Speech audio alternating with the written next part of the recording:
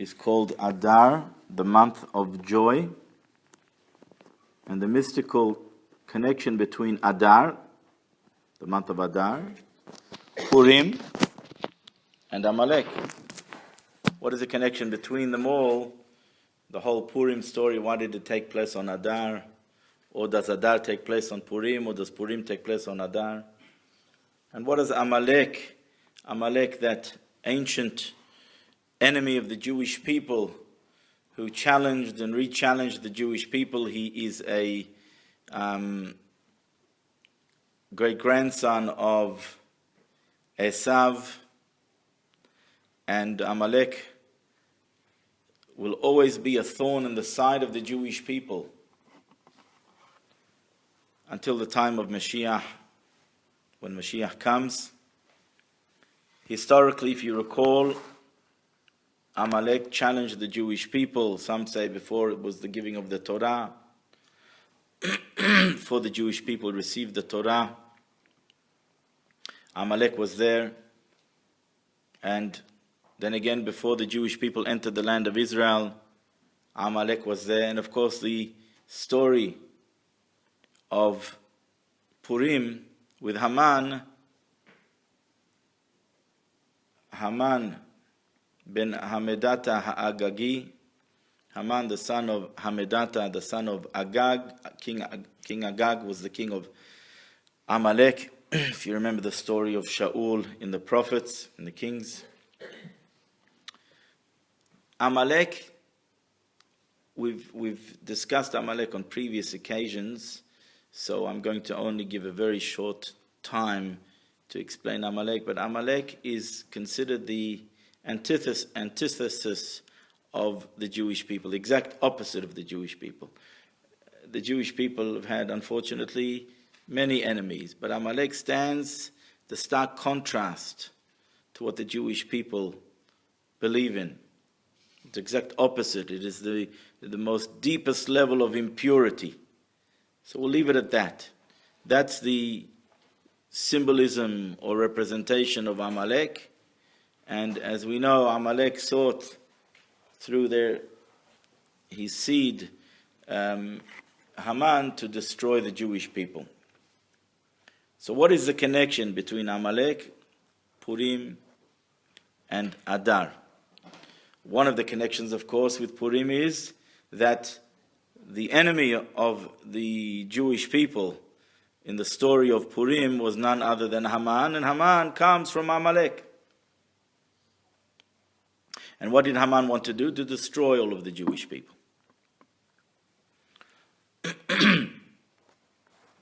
In the Megillah, at the end of the Megillah, when it says how the Jewish people overcame Amalek, Haman and his children and the enemies of the Jewish people, it says, "Ve'achodesh asher nehefach lahem miyagon lesimcha," and this month that has been overturned from suffering, from pain, from anguish to joy, simcha, ume'ever leYom Tov, and from mourning to Yom Tov, to a day of celebration. Who knows how many days is Purim celebrated? Depends where. So 1 day or 2 days. In the Megillah, the Jewish people overcame their enemies on the 14th. And in the capital, Esther asked for 1 more day to get rid of the enemies that were within, because there were much more enemies in Shushan, in the capital where Haman reigned, so to speak. And that was that extra day, and therefore there's tops 2 day celebration. 1 and 2. 1 if you're in a non-walled city, and another day if you're in a walled city. So let's put them together and be generous too. All right? But yes, we say the month that overturned for them from suffering, from misery to simcha, to joy. What month? What month? It's not a whole month. Yet the Gemara in Masechet Ta'anit, Tractate Ta'anit, page 29, right at the bottom of the page, it speaks about the calamities. Just before that, it speaks about the calamities of the month of Av and Tisha B'Av, the 5 calamities that took place in Tisha B'Av, and how the Gemara says that because of the suffering and the pain that took place on Av, the month of Av, where there was ultimately the destruction of the temple,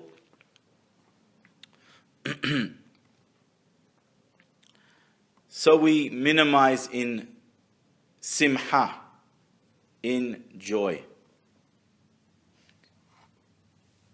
Then the Gemara continues and says, and in Adar, just like we minimize in Av, we minimize in Simha, on Adar, marbim besimha, we increase mishenichnas Adar, from the moment that Adar comes in, we increase in festivity, in happiness. So here we see again the whole month, from when the beginning of the month starts, that's it already, is starting to celebrate, increase joy, be happy. And as the Gemara then later on says on the next page, there's a court case, if a Jew needs to hold a court case, the best time to hold a court case is Adar, the month of Adar, because the mazal, so to speak, it's a very good month, so to speak. Why the month? The day, it was day good. Why the whole month? What is the significance of the month? And this is what I want to speak a little bit about, and this will take us into probably 2 shiurim.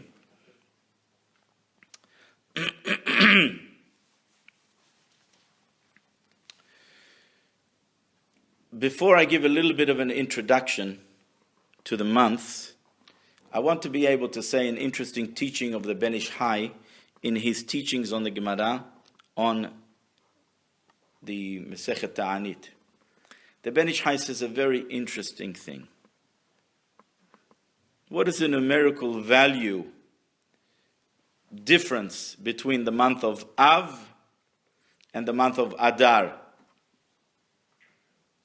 The numerical value of Adar is 205. The numerical value of the month of Av, each letter, for all those who are unfamiliar or haven't been to the Shurim before, each letter in Hebrew has a numerical value. 1 to 10, the first 10, 1 to 10, and then in tens, units of 10, 10 to 100, and then hundreds, 100, 200, 300, 400. And there's further as well, but for our purposes, we'll stop here. So Aleph and Bet is 1, 2, Gimel, Dalet, Hey, etc. So Av, the month of Av, very simple. Aleph is 1, Bet is 2, altogether is? You guys are fantastic. We're awake. Absolutely. You're more awake than me. Adar, Aleph is 1, Dalet is 4, Resh is 200, altogether 205. What's the difference between Adar and Av? 2? 202, very good. Says the Ben Ish Hai, this is the numerical value of Rav. Rav means a lot. Says the Ben Ish Hai, he says it in another place. He says it in, not Ben Yehoyada, he says it in Beniyahu. There in Beniyahu he says, there he speaks about Av. And there he says, Sas anochi alimratecha kemotze shalal Rav. David HaMelech says a verse in Tehillim, in chapter 119, Sas anochi alimratecha. I rejoice alimratecha upon your words, meaning the Torah. Kemotze shalal Rav, like finding a great shalal. How do you say shalal? Fortune, or like a treasure. Rav, a great treasure. Rav. Shalom Rav le'ohave Toratecha ve'en lamo michshol. Great peace is to the lovers of Torah. Ve'en lamo michshol, and there is no stumbling block for them. Says the Ben Ish Hai, the word Rav hints to us of Torah. The Ben Ish Hai doesn't say this, but what's the connection between the month of Adar and the month of and Torah? Because remember the difference, the numerical difference between Av and between Adar is Rav. Av, we decrease in joy, and Adar, we increase in joy. So let us first just define the word Rav. Rav means increase. Right? Ribui. Marbim besimcha. What did the Gemara say? Mishenichnas Adar. Marbim. What is the root of marbim? Rav. Increasing. Abundant. A lot. Rav. This is the difference between Av, the month of sadness, the month of the destruction of the temple, and Adar, the month where we increase in happiness. The Rav, this ribui of joy. Here is a decreasing of joy, here is an increasing of joy. That's the difference between the two in numerics. The word, there is a similarity, although in polar opposites, between Av and Adar, the sad month of the year, and the happy month of the year. And that is 5 things. In Av, 5 calamities befell our nation. The ultimate one was the destruction of the temple. Jerusalem was laid to waste, etc. 5. If you alter the word Hamisha, if you turn it around, or if you alter the word Simha, what do you get? Hamisha. There's 5 reasons why there was a decrease in joy. Hamisha. Here is Simha. I'll write it out for you on the board. Always good to have a board.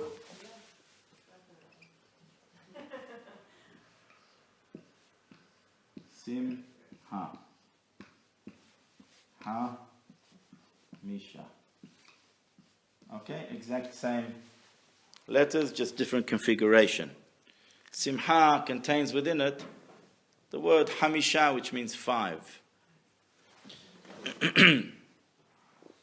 There are 5 calamities that took place in Av that caused the joy to be decreased.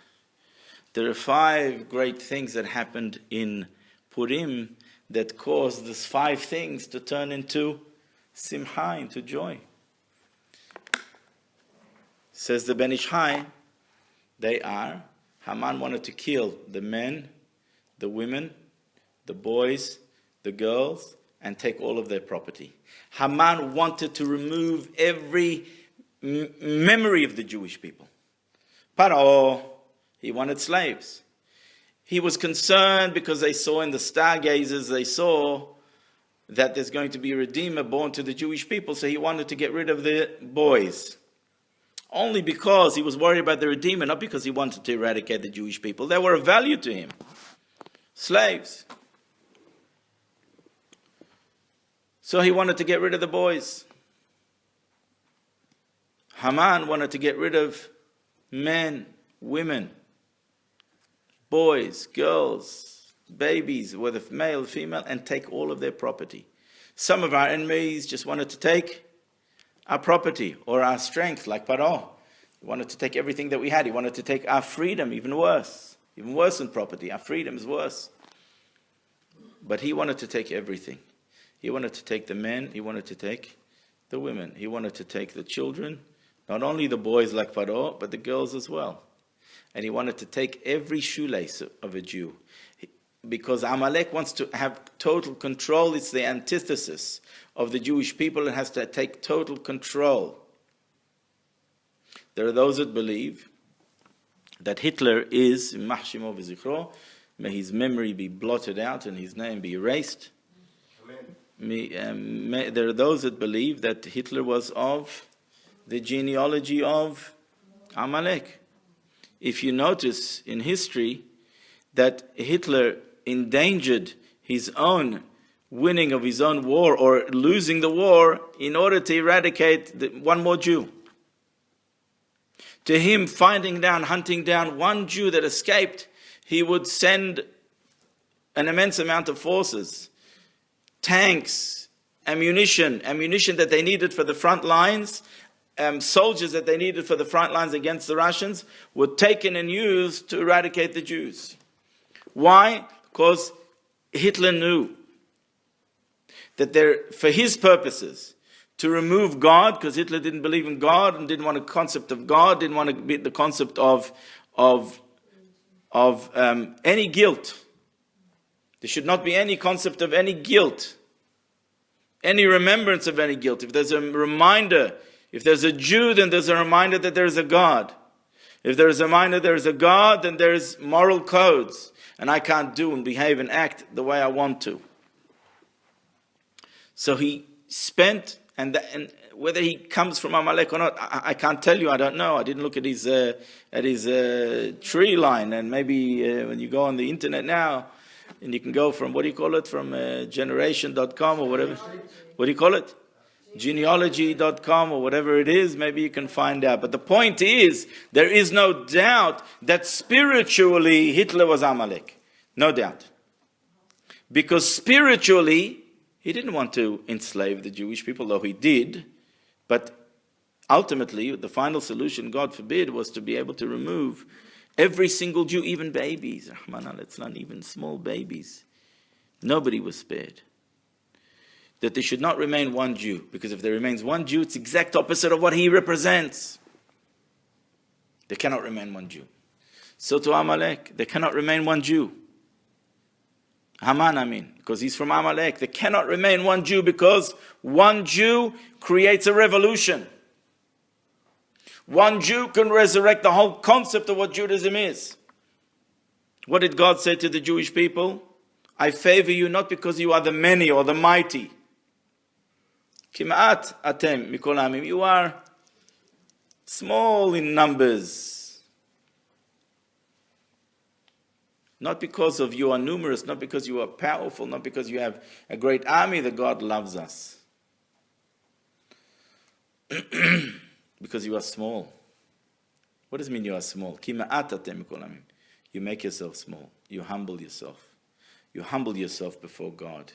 You nullify yourself before God. When you nullify yourself before God, you become one with God. And that's what Judaism teaches. To become one with God. That there should not be any separation between you and God. Amalek is the enemy, so to speak, of God. It's the exact opposite of what godliness is. It's a force that wants to remove the remembrance of God. Who are his ambassadors? Who were chosen by God to be his ambassadors? Every human being can be the ambassador for God. Every human being can believe in God. Every human being can teach about God and monotheism.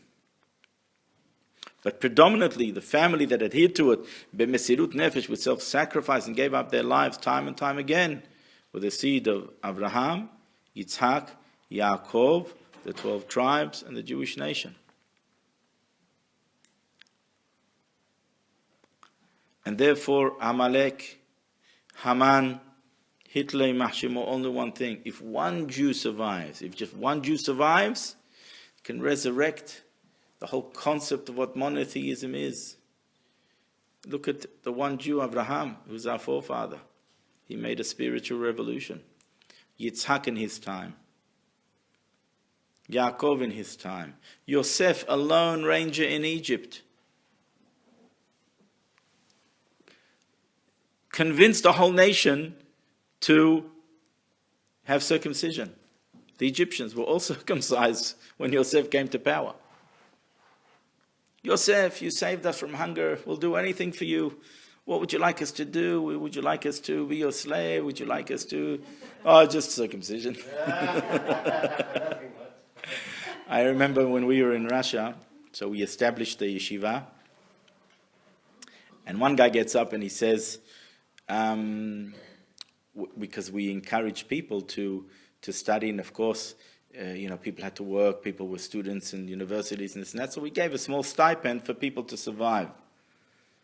So one person got up in one of the lectures and said, well, what does one have to do to join? And so one smart aleck said, oh, circumcision. We didn't see him for a while. Excuse me. So we see that what one person can do can change the whole world.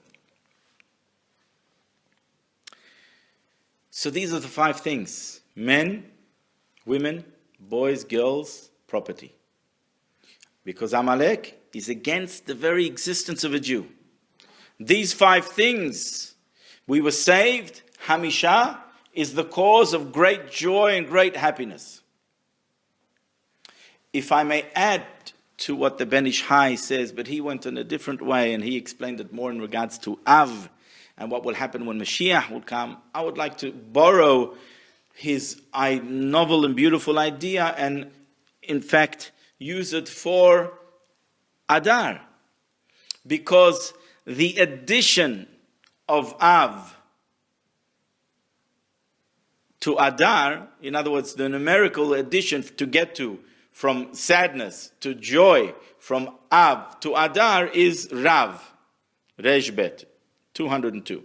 Which, as we mentioned before, the Ben Ish Hai taught and proved to us, it's a reference for Torah. If you recall, the Gemara in Masechet Shabbat, the famous Gemara tells us, we discussed this before in Ashurim many years ago, that God, so to speak, forced the Torah upon the Jewish people at the giving of the Torah. What does it mean, forced? We discussed this, so I don't want to go in length. The Gemara says, Kafa alehem har kegigit. God, so to speak, because it says that they camped at the bottom of the mountain. Tahtit har means at the bottom of the mountain, means to say, almost like underneath the mountain. And it says, Kafa alehem har kegigit. God, so to speak, overturned the mountain upon them like a barrel and says, you accept the Torah, fine. If not, here it will be your burial. The way I understand that Gemara means to say, because the revelation of godliness was so great, there was no choice. There was no true free choice. It's like I'm coming up to you and you have an understanding. If you don't have an understanding, I'll teach you. I'll teach you. Here is $10 million. And here is 20 million rupees. So you say 20 million rupees, $10 million, I'll take, what will I take?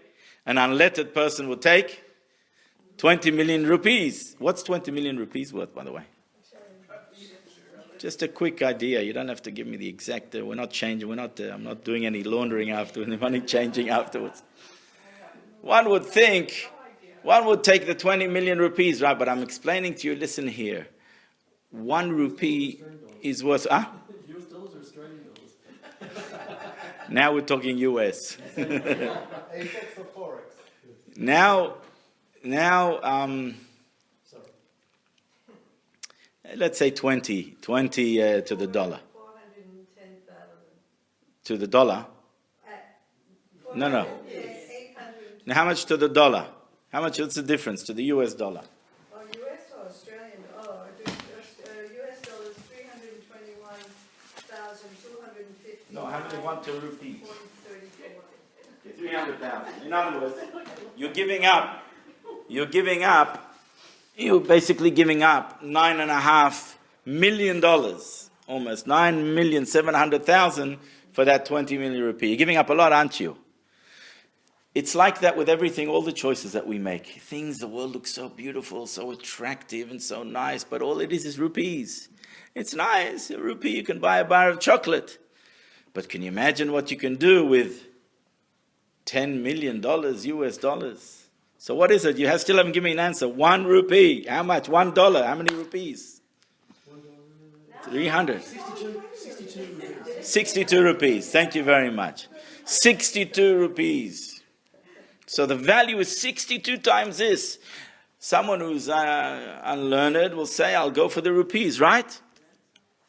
Someone who's learned, and if you're not learned, I'll explain it to you. Listen, the value of this is much greater. $1 can buy you more in this country. And so you understand the value of it. When you understand the value of it, am I giving you is there a free choice here? There's no choice here unless you're silly. There's no choice here. Of course you take the 10 million rather than the 20 million rupee. 20 million rupee is nothing compared to the $10 million. Even the $1 million, how much more so the $10 million? So too, when the Jewish people was revealed to them godliness on Har Sinai, what choice did they have? Who would say no? Who would say no? When Ta'amu uru ki tov Hashem, David HaMelech says in Tehillim, taste and see how good godliness is. There is no greater good than godliness. God is the essence of all good.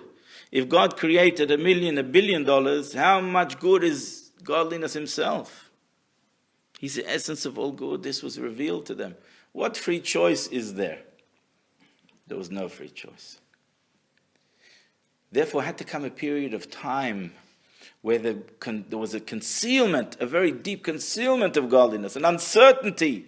The Jewish people were on cloud nine. They were winners when they just left Egypt, were they not? The whole nations of the world were fearful of the Jewish nation. What do you mean?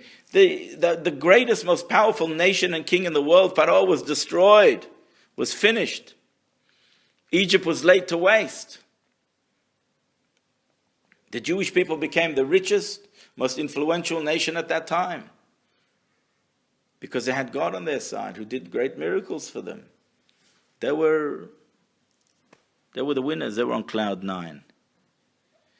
So what choice was there? It was almost like God forced the Torah upon them. If I reveal to you, if I tell you, here's 2 boxes. I have 2 boxes here.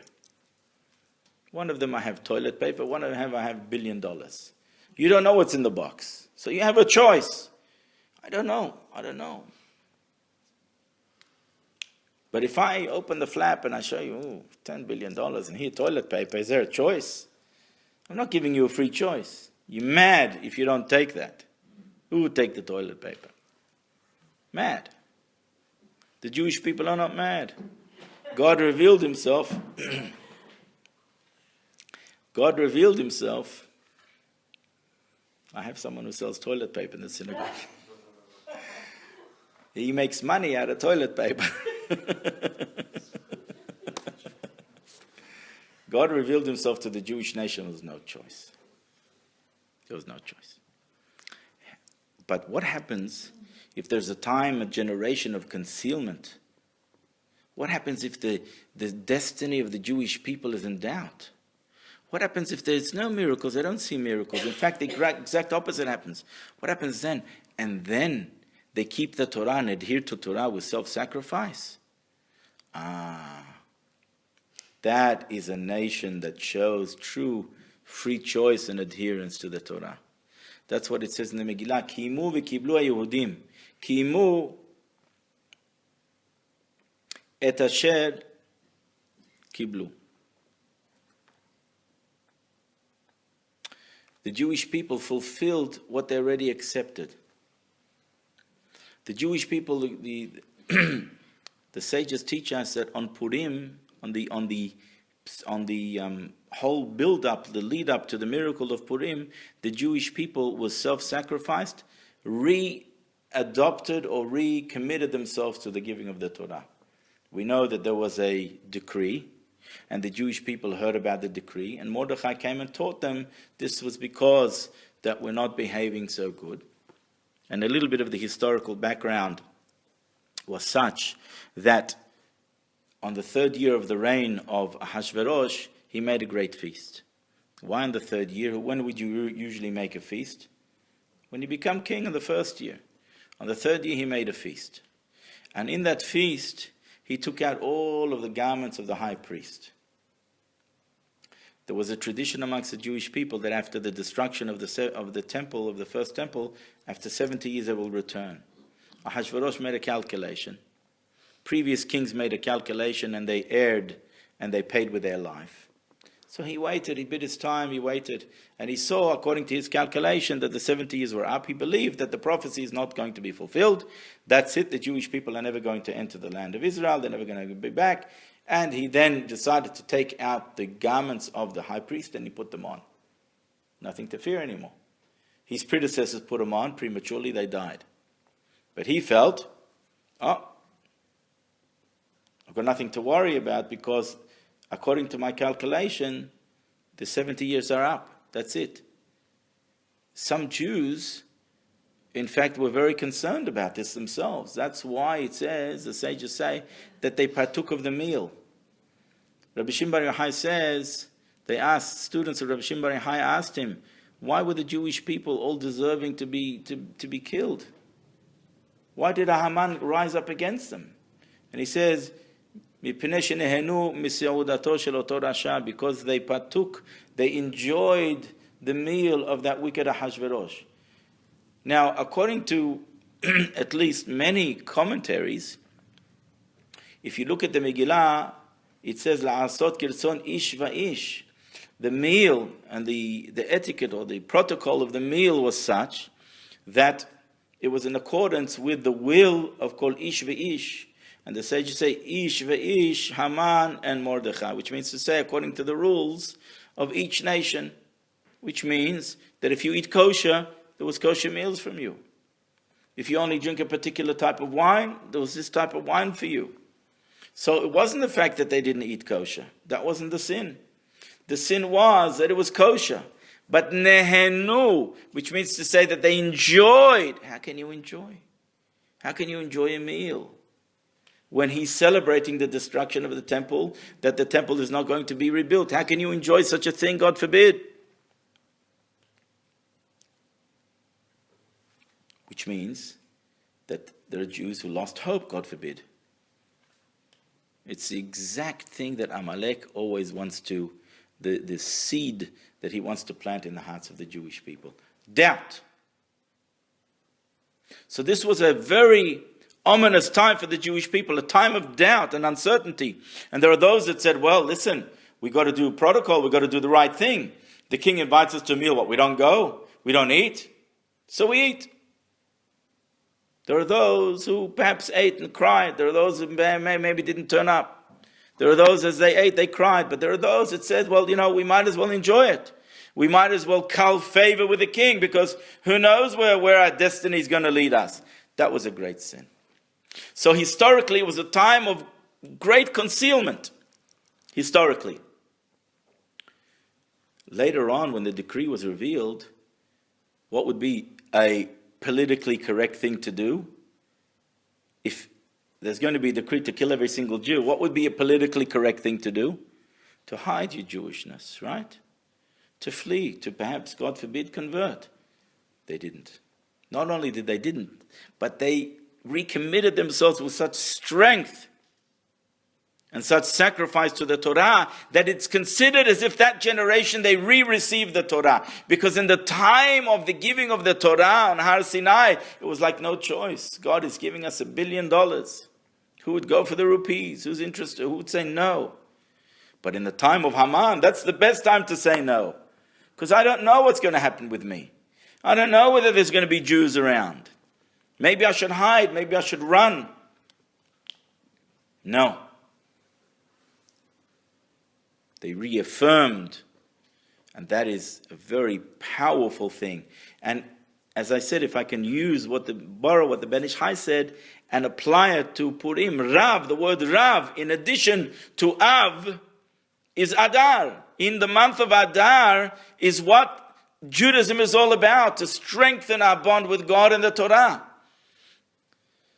And therefore the whole word Adar is connected to what a Jew is all about Torah.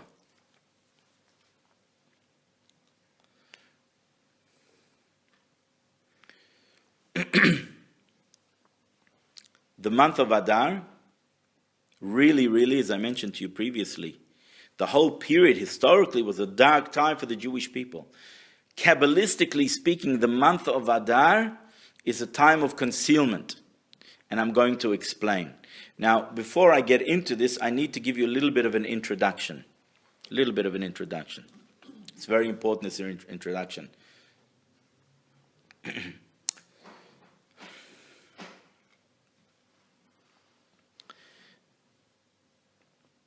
We know, the Kabbalists teach us, that God created the world with 10 utterances. Let there be light, let there be this, let there be that, right? 10 utterances. These 10 utterances correspond to what the Kabbalists teach us are the 10 emanations of God. Eser Sfirot, the 10 emanations of God. The emanations of God are 3 intellectual, 3 types of ways that if we understand the way we work, we will understand how God reveals himself. We've covered this before, so I don't want to spend much time on it. Chokhmah, Bina, Vedat. or according to some counts, Keter, Chokhmah Bina, crown, wisdom and understanding, and then 7 emotions. Hesed, Gvura, Tiferet, Netzach, Hod, Yisod, Malchut. They are kindness and severity, Hod, splendor, and victory, etc., which are basically split into 2 categories. One category that is on the right side, of which is kindness, or an expression of some sort of kindness or mercy or anything associated with that. And one is concealment or contraction, or victory or strength or judgment or concealment or anger. These are the emanations by which God expresses himself. So everything goes through these 10 emanations.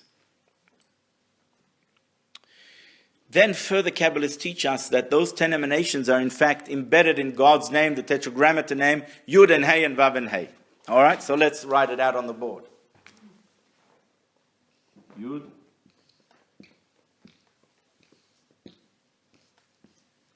Okay. Yud is a small point. That corresponds to Chokhmah, which is wisdom. Wisdom is it's a seed that germinates within our mind. Hey is much more expanded. That's Binah, understanding. This is like the seed of a male, and this is like a pregnant woman that contains the Yud here and expands it. And when you have a pregnant woman, when she gives birth to children. They are the emotions. So the intellect, when we ponder and meditate and think over something, we then arouse children or emotion or an extraction of that. That is children. That is the 6 emotions. And the last Hey, the feminine, is again a recipient. The feminine is a recipient. That's what's referred to as Malchut, as kingdom or kingship. That is the attribute that's most associated with expressing godliness outside into this world, and as a force of dominion or rulership in this world. Okay? Those who've been here around for a while pretty much know this. Now, over here is embedded all of the 10 emanations in the name of God. All of the Torah, all of our prayers, are all hints in some shape, way, or form, either through numerics or through the how do you say Rashi Tevot in English? I forgot. Which one? Acronyms, thank you, which means either the first letters or the last letters of words of verses hint explicitly or otherwise the names of God in different formations, in different order. The orders of the letters of God are very important. Each order refers to a type of revelation of God with the 10 emanations in a particular way.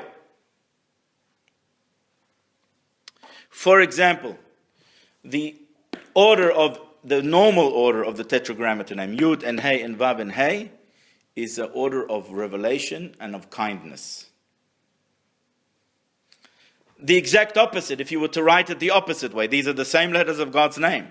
But if they are hinted in a verse or in a particular way or manner, the other way around, Hey and Vav and Hey and Yud, exact opposite, is the exact opposite of kindness, which is concealment or contraction or judgment or severity.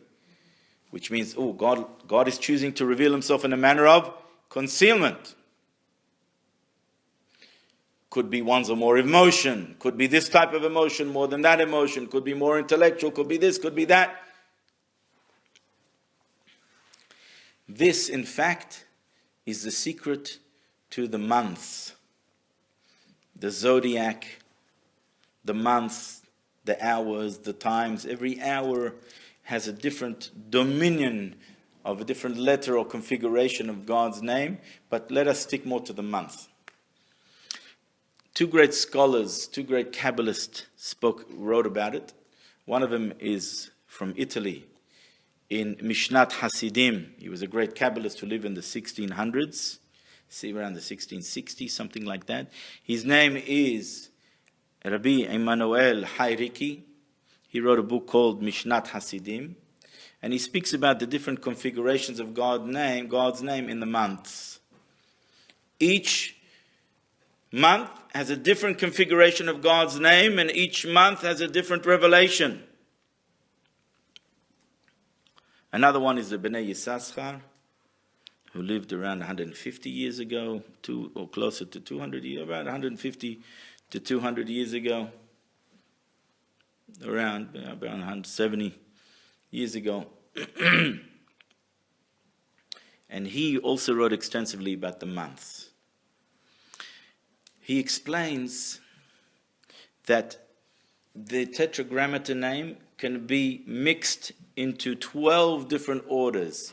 For example, Yud and Hey and Vav and Hey, Hey and Vav and Hey and Yud, Hey, Vav, Hey, Yud, Yud and Hey and Vav, Hey, Vav, Yud, etc., etc. Each month has a different configuration, and each month has a different type of revelation. So, for example, the month of Nisan, which the Gemara says has two nuns because it's a month of Nisan Nisim. Nisan means miracles, Nes. So Nisan means miracles of miracles, a month of profound miracles. What took place in Nisan, that's the month of redemption. B'Nisan nigalu, b'Nisan atidim ligael, it says. In Nisan the Jewish people were redeemed, in Nisan the Jewish people are destined to be redeemed. Doesn't necessarily mean that they will have to wait. If Nisan passes, we have to wait until next Nisan to be redeemed. It means to say, just as Nisan was miraculous, so too the future redemption will also be miraculous, will also be a divine revelation. Guess what? The letters that shine of the tetragrammaton name in that month, which order? Yud and Hey and Vav and Hey. A month that has the exact opposite, Hey and Vav and Hey and Yud, is a month more of uncertainty, concealment, judgment, where God will judge. Which month do you think that month has that revelation? No. Tammuz. Tammuz, because that was the beginning of all the redemption, of all the exile, of all of the suffering of the Jewish people. Tammuz.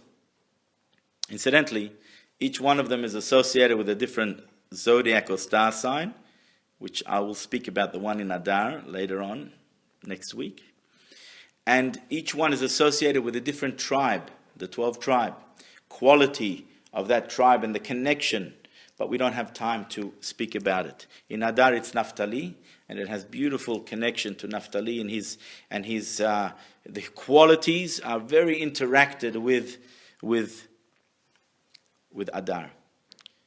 One of the Kabbalists says that really Adar should have been the month that the tetragrammaton name should have been backwards in Adar, because it was a time of great concealment.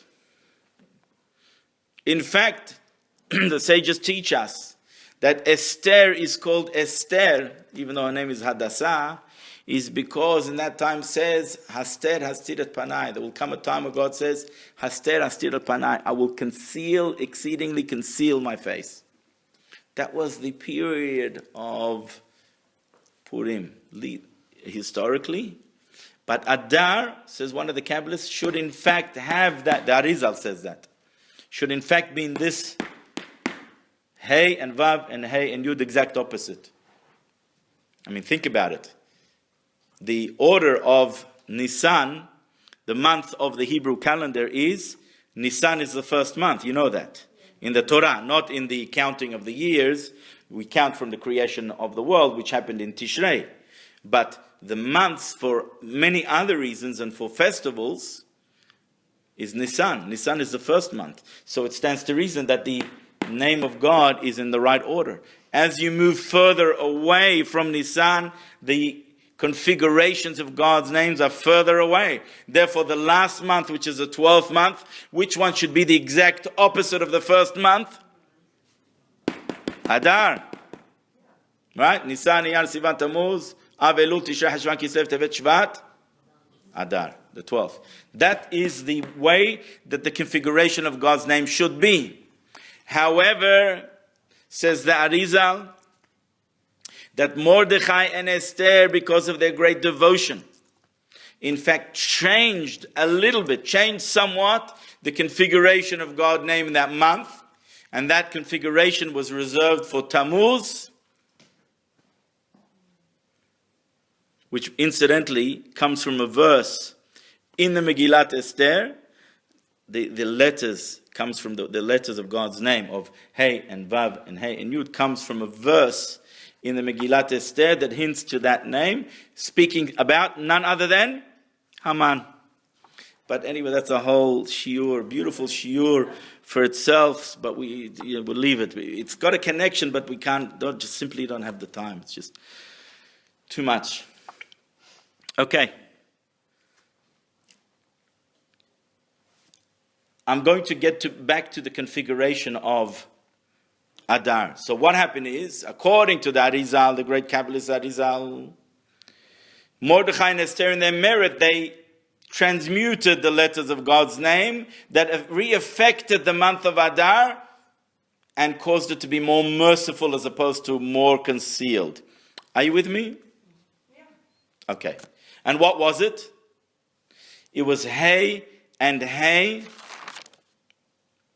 and Yud and Vav.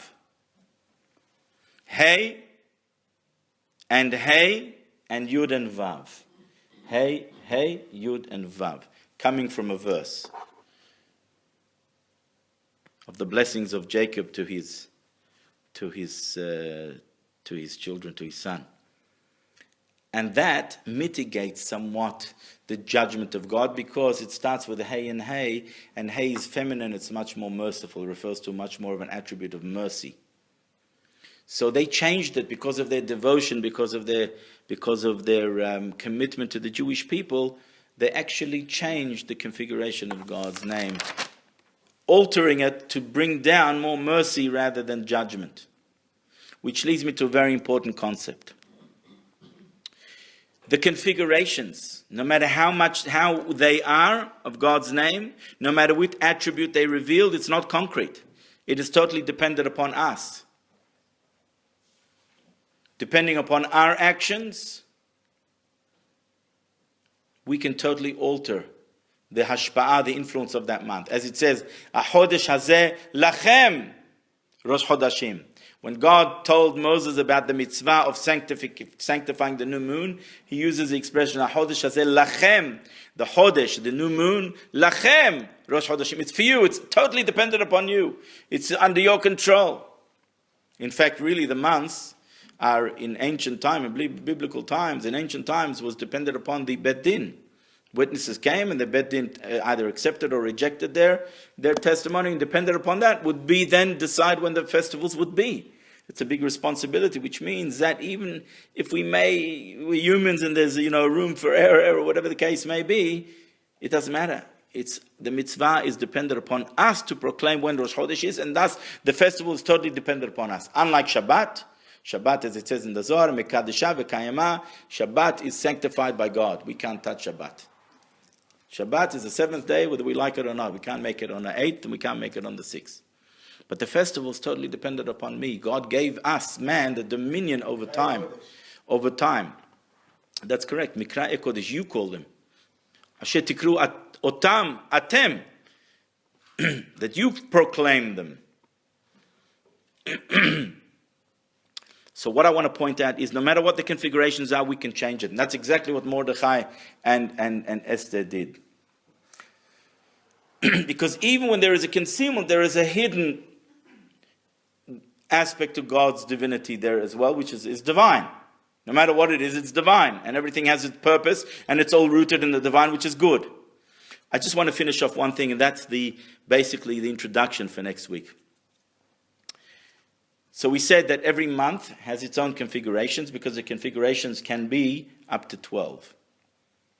Now if you have a look, the word Chodesh, which means new moon or new month, is spelled Het, Dalet, and Shin, right?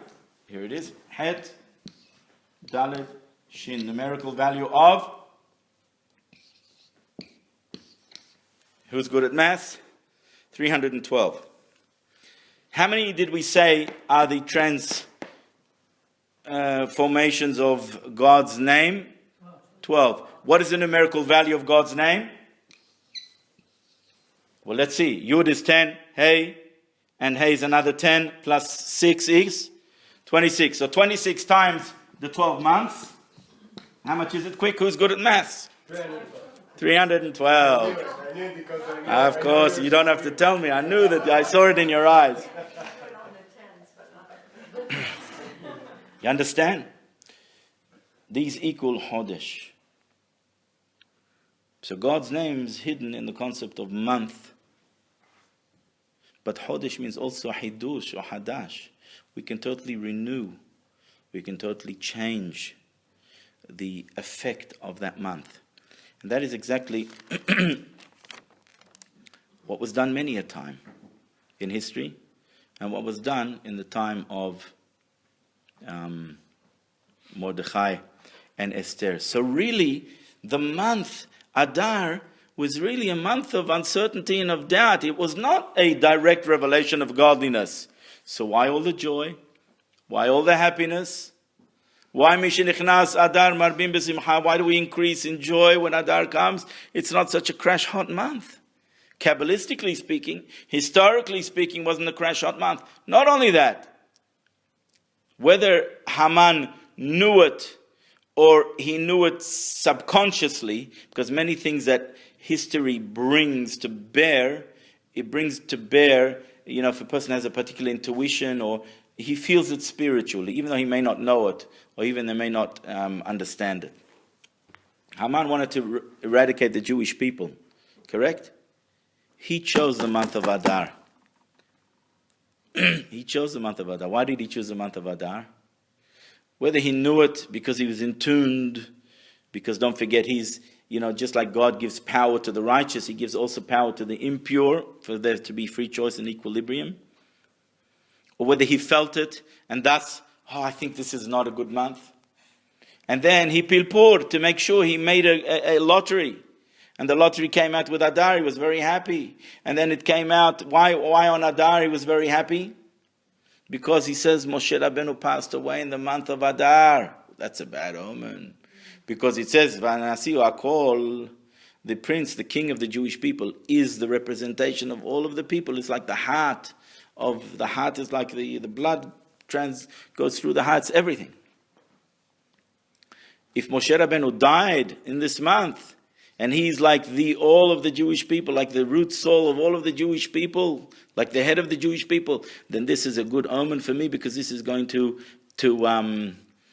signify and symbolize the downfall, God forbid, or the death of all of the Jewish people. So we see Haman seemingly chose right. Yet we call this month a month of joy and of happiness, more so than any other month. Why? Let's see next week. See you next week. Any questions?